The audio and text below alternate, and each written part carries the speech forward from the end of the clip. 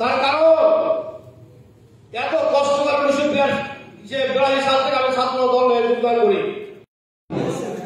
এই সম্মেলন জীবনে কি সমস্যা আছে, কি সমস্যা আছে, ওই গুন্ডা বাহিনীদেরকে যদি সামনে না এনে কাউন্সিলররা যদি মনে করে একটা গুন্ডাকে চয়েস করবে তাহলে দল শেষ হয়ে যাবে। কাউন্সিলররা যদি মনে আপনাদের কারণে এই দলের বিভিন্ন সময় বিভিন্ন প্রোগ্রামে আমরা দেখেছি যে তা নয়, এখানে আসলে দল আজকে এস্টাবলিশড হয়েছে শুধু ওই তৃণমূলের নেতাদের সমর্থনের পাশে। আজকে আমরা যারা আছি, আমরা যারা নেতৃত্ব দিচ্ছি, আমাদের তাদেরকে সাথে নিয়ে চলতে হবে। শুধু 54 জন ওয়ার্ডের নেতা এসেছে, তাদের বক্তব্য প্রোগ্রাম শেষ করতে চাই, সেটা করতে হবে। শুধু আপনারা যারা বক্তব্য রাখবেন, আপনাদের কাউন্সিলর তৈরি করবো। সেই কাউন্সিলর কারা হবে, আপনারা আপনাদের সমস্যাগুলো বলবেন, আপনাদের কথাগুলো বলবেন এবং আমরা কিভাবে এই দলকে গঠন করতে পারি এই সম্পর্কে আপনারা নেতারা ভোট দিয়ে আমার ইউনিয়ন বানাবে, ইউনিয়নের নেতারা ভোট দিয়ে উপজেলা বানাবে, উপজেলার নেতারা ভোট দিয়ে জেলা বানাবে এবং এই জেলার নেতারা গণতন্ত্র মোতাবেক আমরা দল পরিচালনা করবো। গণতন্ত্র মোতাবেক আমরা আমাদের দলের প্রতিটা কার্যক্রম করতে চাই।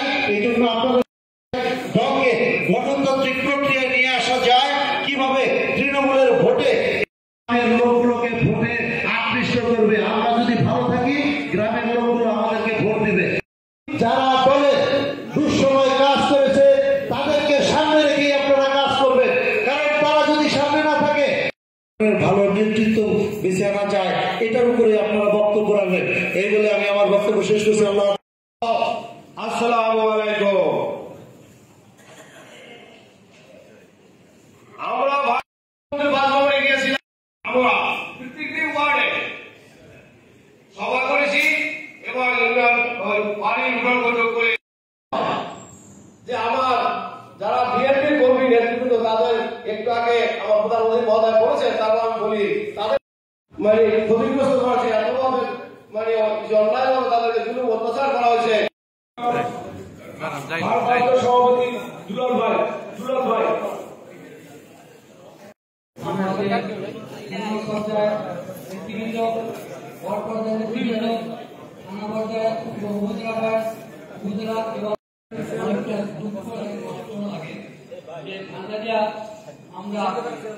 বিভিন্ন আমার জাতীয়তাবাদী দল বিভিন্ন দলে বিভক্ত,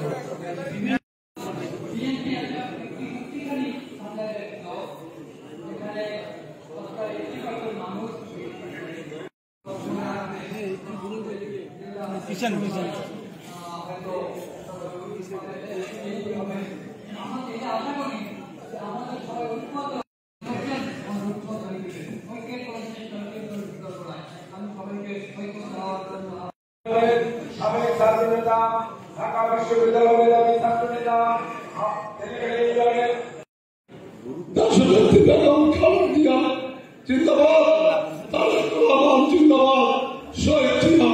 ছাত্র দল করেছেন, কেউ যুব দল করেছেন, কেউ স্বেচ্ছাসেবক দল করেছেন, তারাও এই দলের অন্তর্ভুক্ত।